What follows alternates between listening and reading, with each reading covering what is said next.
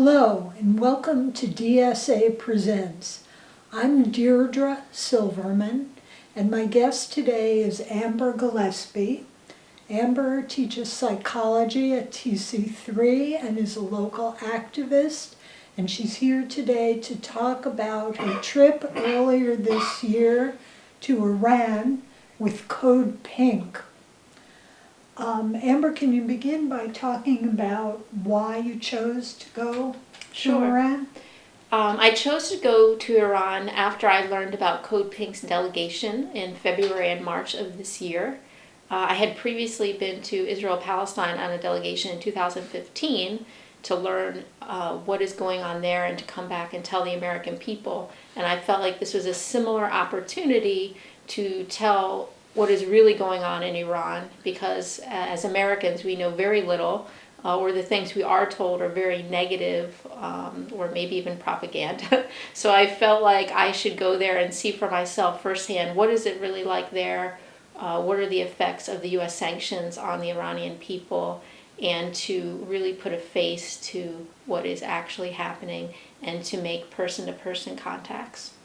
I want to mention that we're recording this program on July 4th, so there's a certain appropriateness to that. So how did Code Pink structure the delegation? What did you do while you were there? Sure. So while we were in Iran, we were meeting with people on the ground, politicians, activists, everyday people, filmmakers, to see what their life is like there. To ask questions, to share our hopes. We went there as a person-to-person sort of delegation to really try to meet the people.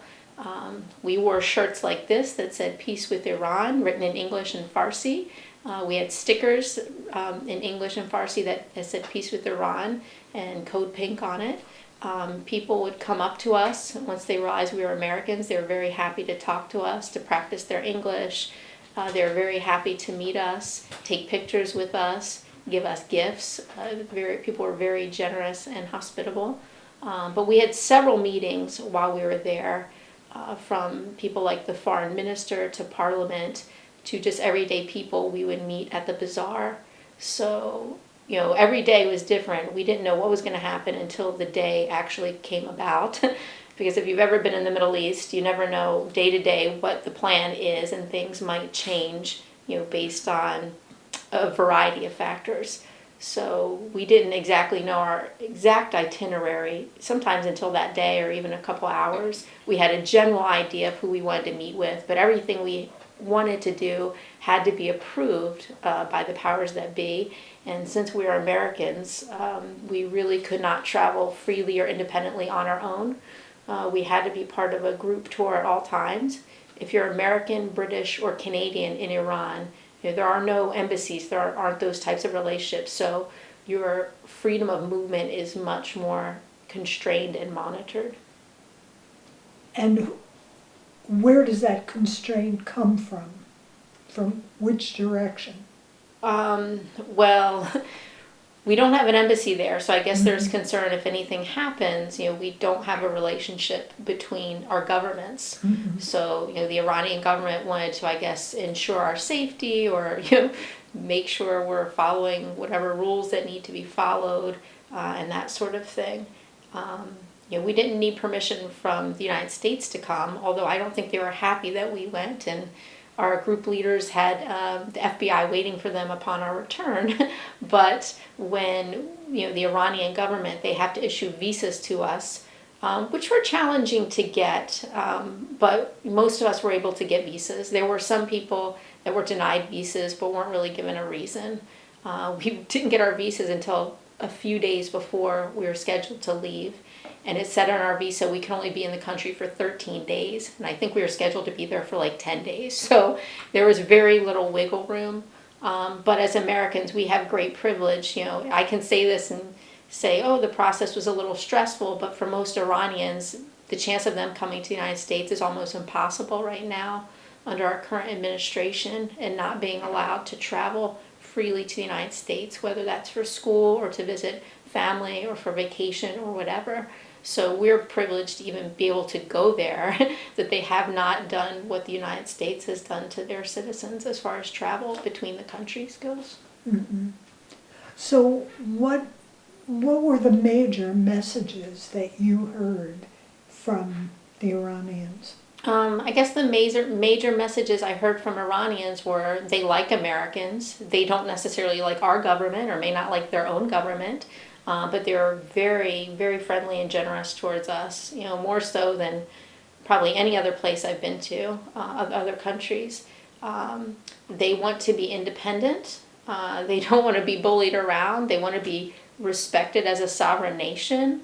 They're a country with thousands and thousands of years history, and we're only, a couple hundred years history, and we want to bully them and other countries around. So, they're very historical people.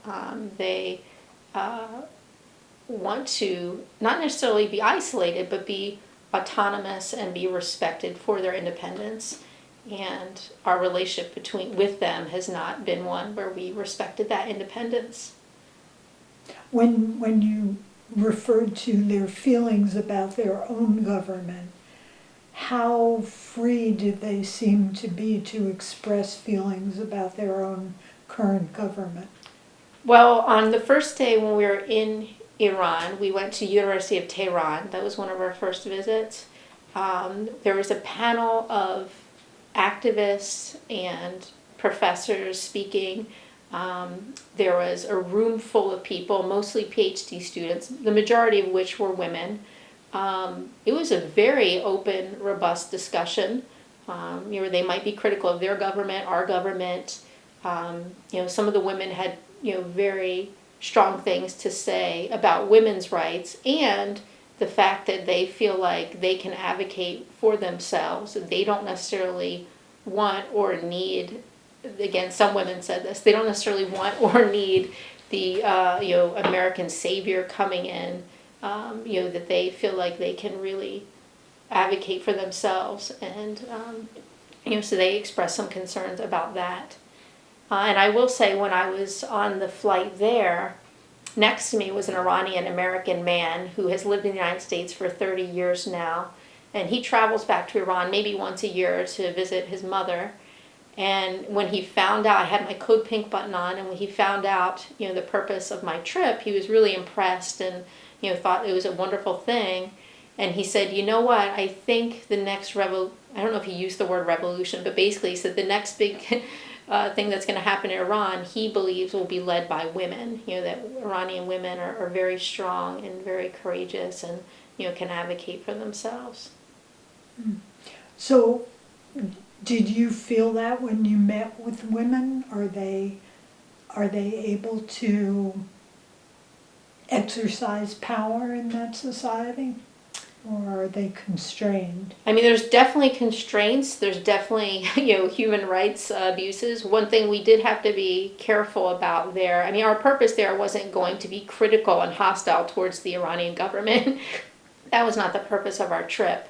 The purpose of our trip was to see the effects of the U.S. sanctions on the people, the effects of the travel ban, to make those person-to-person contacts. We had minders with us the whole time, so we had to be very cautious in that regard.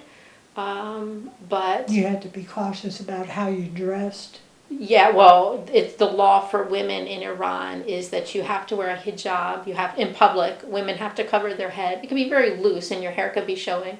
But we did have to wear that. You can't wear tight or revealing clothes. You have to have your backside covered. There's definitely rules for dress for women. Our interactions with men, men and women that don't know each other are not supposed to touch in public. You're not supposed to hug each other. You're not really supposed to shake hands. In one of the hotels, they had a swimming pool. There were different times of the day where women could swim and when men could swim, because you can't be swimming in the pool together. So there's a lot of separation between men and women and activities and those sorts of things. So we had to be very mindful of that, and I feel like respectful of the rules and laws and culture, regarding that. So given that those cultural separations, do you still feel that politically women can exercise power? We did actually meet with Parliament one day, and there were several women in Parliament. I forget the exact numbers, but I think they have the highest number of women that they've ever had in Parliament. That has increased over the years. We met some female actors and actresses, athletes, those sorts of things. We definitely met women who exercised their power, and a couple of our guides on the trip and our minders were women. Yeah, I think so. Okay, so what did you hear from people about the impact of the U.S. sanctions? Yeah, so I felt like it impacted them in several ways. Their economy, it has really decreased the value of their real. So it does not have the intended effect of hurting the government or the people with a lot of wealth. It's really affected the middle class and the poor. It's affected people in terms of everyday living, food, medicine, even being able to decide if they want to get married or not. People told us that they can't necessarily even afford to get married because they don't have money for things that they would need. We met one shopkeeper outside of, I believe it was Shiraz, at the tomb of Cyrus the Great, who told us that at one point they could afford a car. Now they can't even afford appliances like a refrigerator. So that has really affected families.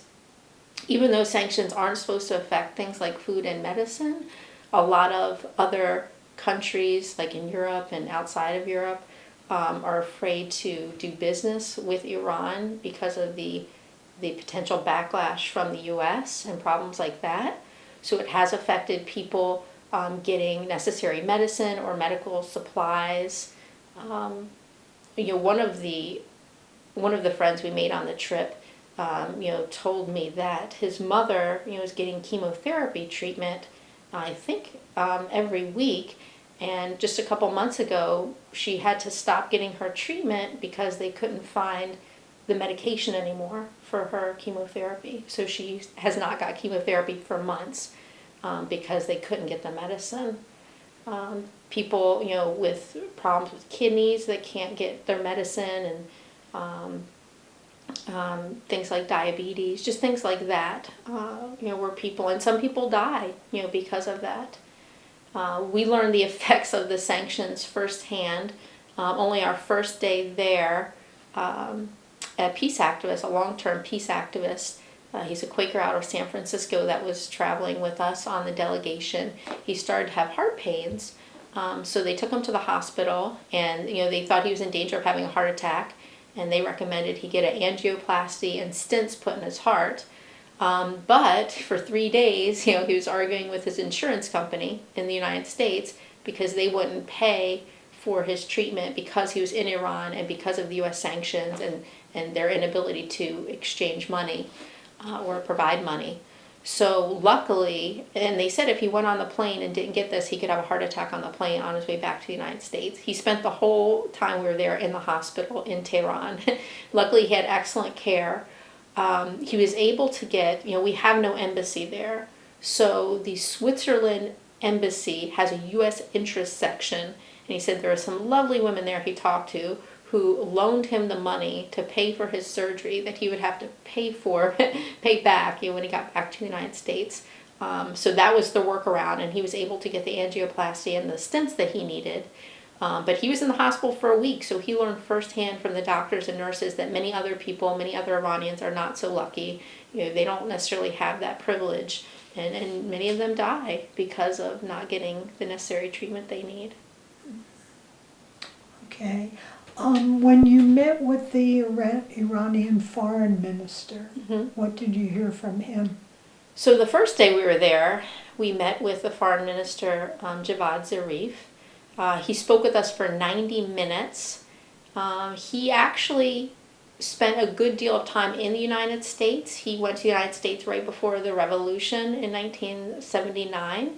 He went to high school, all through college, and got his PhD in the United States. He's been in San Francisco and New York and other places, who's very familiar with the United States educational system and political system. And he said our system is much more analytical, our educational system is much more analytical, and the Iranian educational system is much more historical. And he told us of the time he spent working on the Iran nuclear deal in 2015 when Obama was president. He told us about when he met with John Kerry, to help prevent the war on Yemen, and how the Saudis kind of backed out of it. And then he was really disappointed when then Obama blamed Iran for meddling when really it was the Saudis, during that time. So he gave us some interesting backstory and what he has done. He said back in 2015, when the Iran nuclear deal was agreed upon, that at that time about 80% of Iranians thought that it would make a difference. Now that we've backed out of it since last year when Trump backed out of it, and this was in February, so things might be very different now, but in February he said that about 51% of Iranians thought it would still make a difference or that they should stay in it. So this was before everything really happened this summer. This was our conversation with him. And, he's a reformer. He tried really hard to work with the United States, to work with the West, even when hardliners, people in his government are like, you can't trust the United States, you can't trust the West, don't work with them. But he really tried to do that. And it was really sad to kind of see those efforts go to waste and the predicament we're in now. So what is he trying to make happen now? What's his... Well, depending on when you look at the news every day, something different is happening. In the Persian Gulf. Trying to remember the last story that I read. I can't remember, but he's constantly in the news. If our news isn't paying attention to it, if you go to Tehran Times or Mehr News, MEHR News, you'll see a lot of quotes from him. He's very beloved. People love him in Iran. He actually tried to resign right after we met with him. I think he had some difficulties within his own government and he wanted to make a statement, but they would not accept his resignation, so they told me he wasn't allowed to resign. But there's always something that he has to say, and I'm sure he's definitely not happy with Trump and the way things are happening. I know there's different things going on, with the nuclear agreement since we backed out of it. They're upping their uranium and things like that.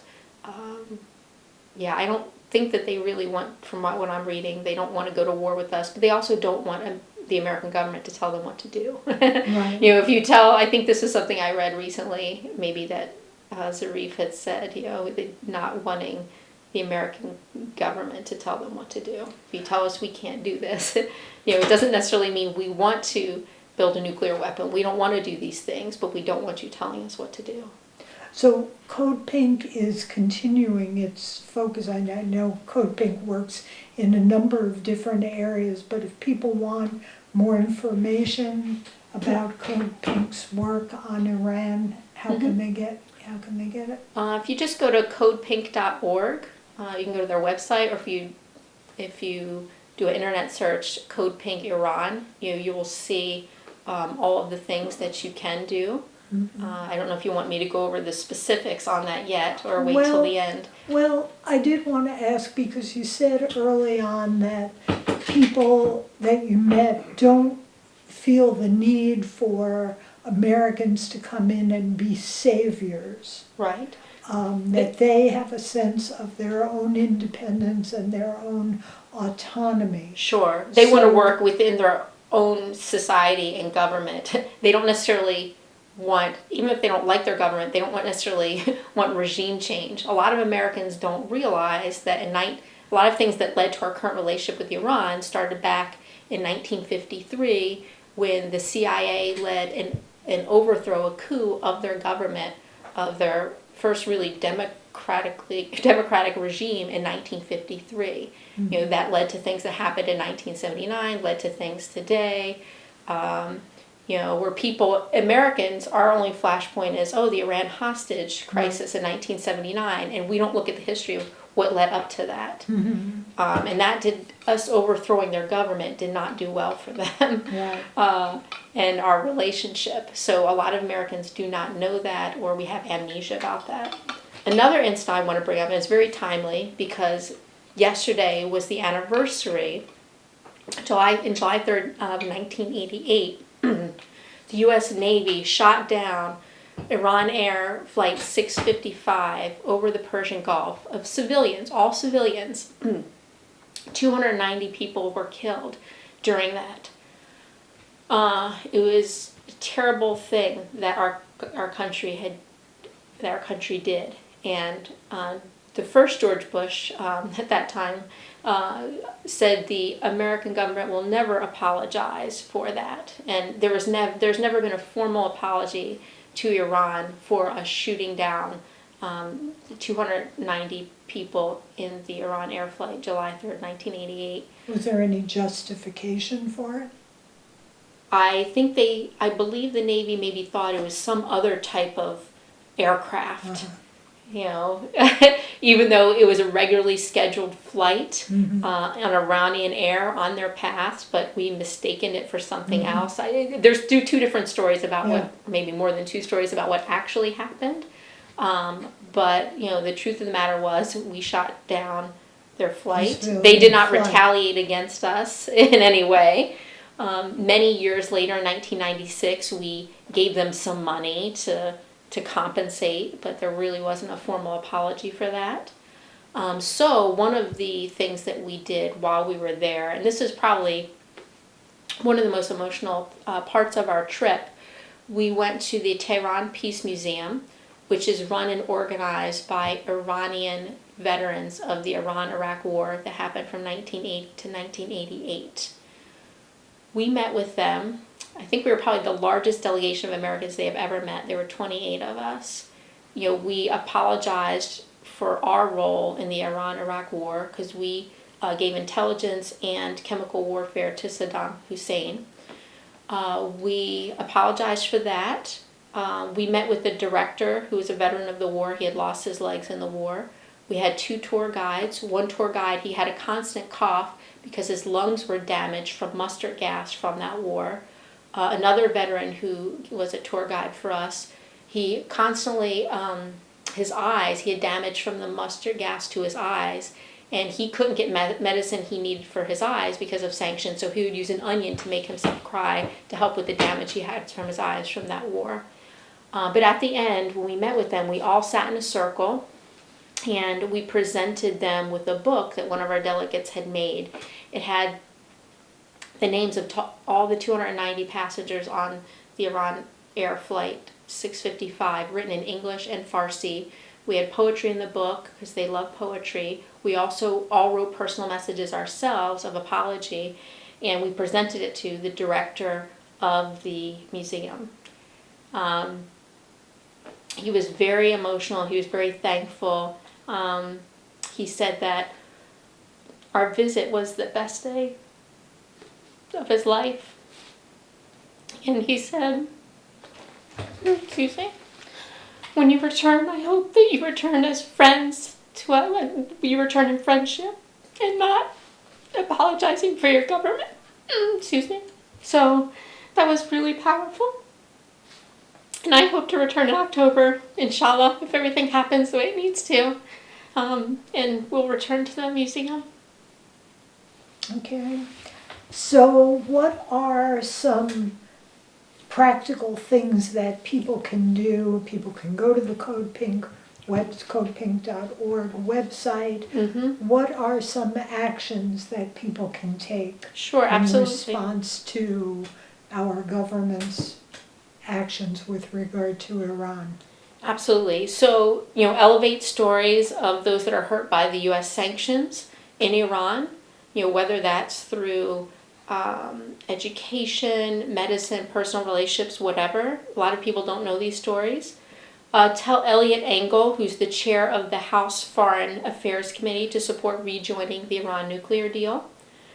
Tell the 2020 presidential candidates to support rejoining the Iran nuclear deal. Tell your representatives in Senate and the House to co-sponsor bills S-246 and H.R. 810 that would prohibit the use of any funds to implement the Muslim ban. Also, tell representatives in Congress to sign on to Bill S-1039, which is the Prevention of Unconstitutional War with Iran Act of 2019. And as I mentioned earlier, people can go to codepink.org for more information on other actions they can take. Okay, and I think you have a couple of books there. I do. If you want to get more information about Iran or the history or our relationship to them, this is a really good book. It's called All the Shah's Men, An American Coup and the Roots of Middle East Terror, written by Stephen Kinzer. Okay, and this really talks about what happened in 1953. And then this really good book by Medea Benjamin, who's the co-founder of Code Pink. It's Inside Iran, The Real History and Politics of the Islamic Republic of Iran. This is a nice quick read.